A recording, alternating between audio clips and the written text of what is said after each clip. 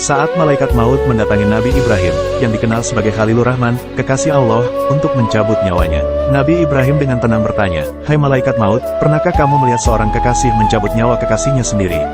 Pertanyaan ini memaksa malaikat maut untuk memahami harapannya agar dia tidak segera mencabut nyawanya. Malaikat maut segera pergi untuk mengadukan pertanyaan Nabi Ibrahim kepada Allah. Allah menjawab, "Katakanlah kepada Ibrahim, pernahkah kamu melihat seorang kekasih yang tidak ingin bertemu dengan kekasihnya?"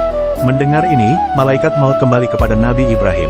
Setelah mendengar jawaban Allah, Nabi Ibrahim, sang kekasih Allah, dengan mantap berkata, "Cabutlah nyawaku sekarang juga." Nabi Ibrahim dengan penuh keyakinan menerima takdirnya, bahkan saat malaikat maut datang mencabut nyawanya. Semoga kisah ini menginspirasi kita untuk mengikuti jejak kesabaran dan iman yang teguh seperti Nabi Ibrahim. Dalam kisah yang luar biasa ini, Nabi Isa berdoa kepada Allah untuk melindungi umatnya dari Ya'juj dan Ma'juj yang tak bisa mereka lawan. Allah menjawab dengan mengirimkan wabah penyakit ulat yang menghancurkan Ya'juj dan Ma'juj. Kemudian burung-burung membawa bangkai mereka dan menjatuhkannya ke laut. Allah juga mengirimkan hujan kehidupan yang membuat bumi subur kembali.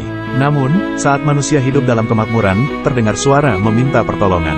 Bangsa Suwaikatain merusak Ka'bah, dan Nabi Isa bersama pasukannya memutuskan untuk melawan mereka. Tetapi di tengah perjalanan, Allah mengirimkan angin Yamania yang mencabut nyawa orang-orang mukmin, meninggalkan hanya orang-orang jahat di bumi. Mereka hidup seperti hewan ternak, dan saat hari kiamat tiba, mereka menunggu dengan ketidakpastian, seperti seseorang menunggu kudanya melahirkan tanpa tahu kapan itu terjadi.